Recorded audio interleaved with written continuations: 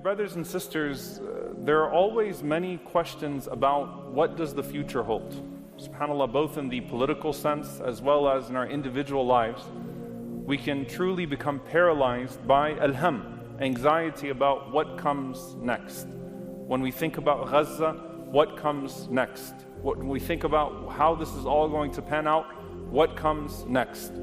On an individual level, if you start to play out the multiple possibilities, what comes next? And the more severe your circumstance, the more multiple the bad scenarios start to become. And so I remind you all, for example, about our brother Marwan. May Allah subhanahu wa ta'ala free him from captivity, and all of our brothers and sisters that are in detention. Can you imagine if it distresses us to hear multiple possibilities? It can go this way, it can go that way.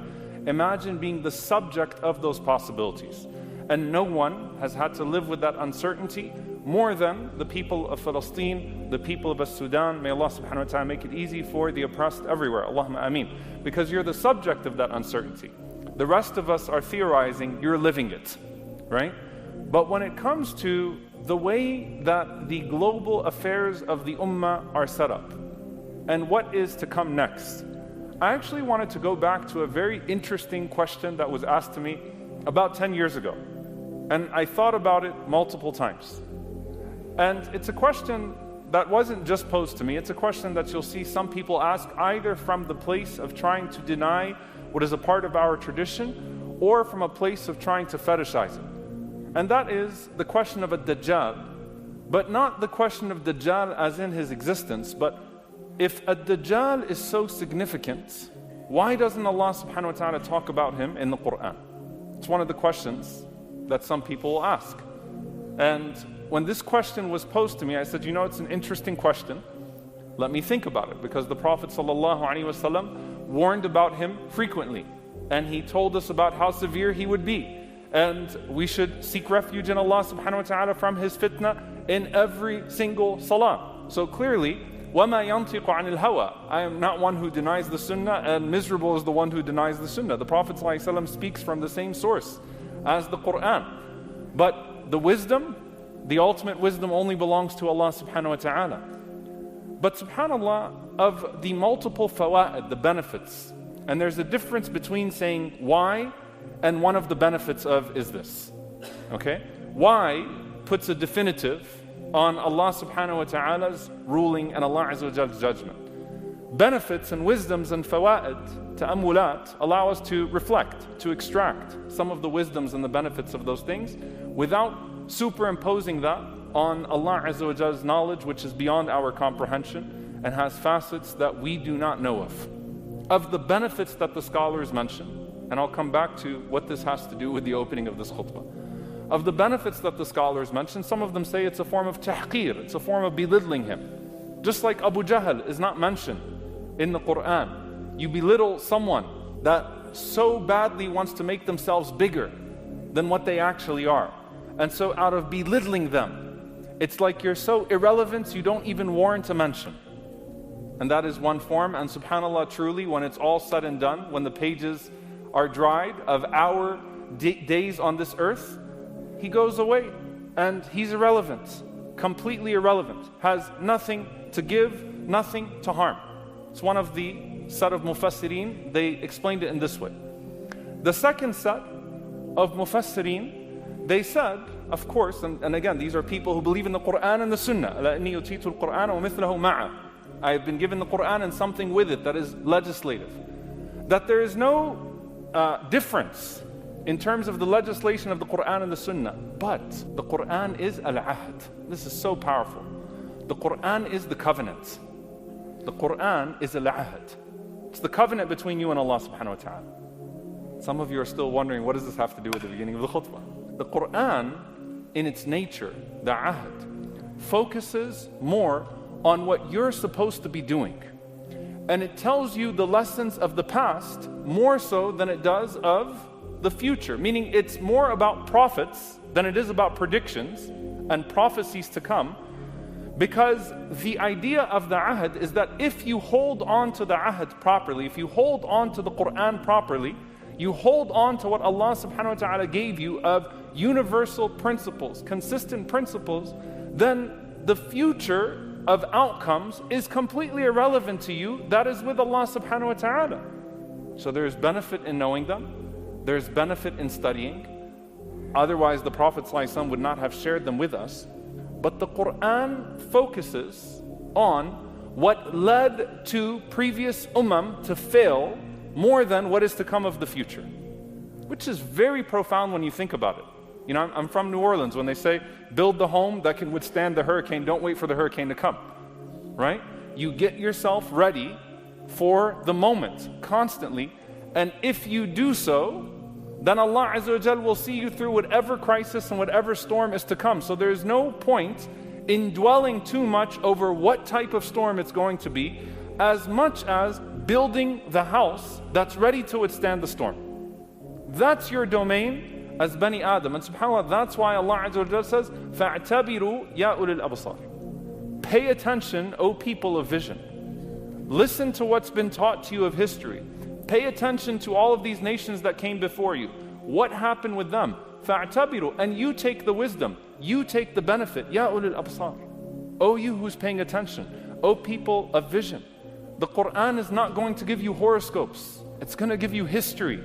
And that history is transformative because it's real human history that speaks to the real human condition. And so when Allah subhanahu wa ta'ala says, إِن تَنْصُرُ اللَّهِ يَنْصُرْكُمْ, if you aid the cause of Allah Azza wa Jal, He will aid you. It also applies in the past tense, as it does in the present tense, as it will in the future tense. When they aided the cause of Allah Azza wa Jal, Allah subhanahu wa ta'ala aided them, the righteous of the past. When they obeyed what Allah subhanahu wa ta'ala commanded them to do, Allah Azza wa Jal descended prosperity upon them. When you in the present do so, Allah subhanahu wa ta'ala gives you the cause of victory, the cause of aid, the cause of favorable outcome. Focus on that. It's so much more instructive to look at how we got here instead of focusing too much on where it might all go.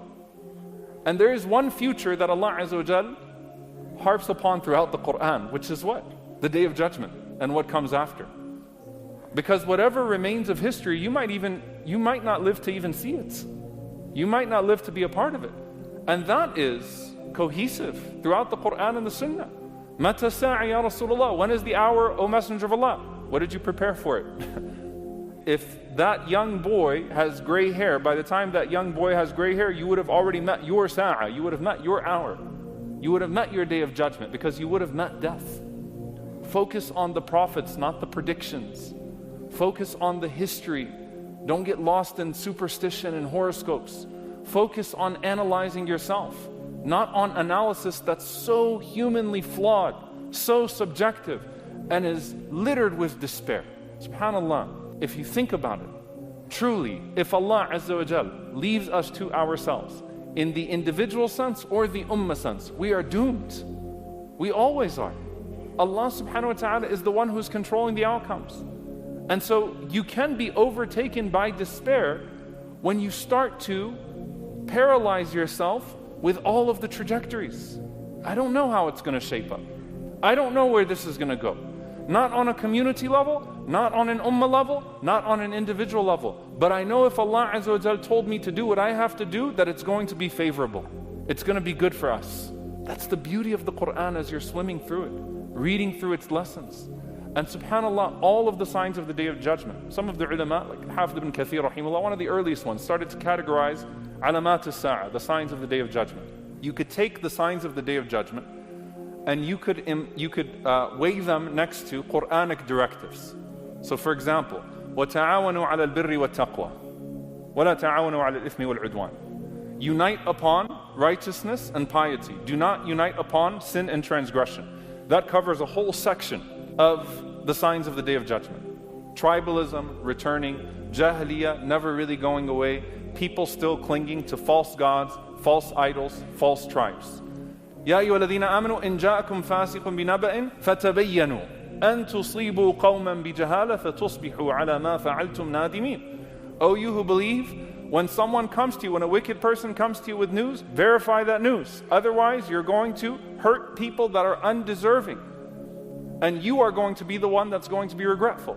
A whole section of the Day of Judgment, the signs of the Day of Judgment, is about deception, right? Is about the things that people will try to rush, the fake news, the false news that will obliterate us. Now, you can imagine that the Sahaba perhaps did not see the exact devices of AI that we see right now coming to place, but they didn't have to. They knew that Dajjala would be followed by more Dajjala, deception would be followed by more tools of deception, would be followed by more tools of deception, until that deception completely overloads the senses with ad-Dajjal, the deceiver, right? They didn't need to know what exactly, like, are we going to have deep fakes? They hadn't even seen recorded videos yet. Are we going to have this? Are we going to have dubbing of languages? Are we going to be able to, put cameo appearances and this and this and that? They didn't need to know all that. They knew, though, that the spirit of verification is the Quranic directive that the Prophet ﷺ lived and taught.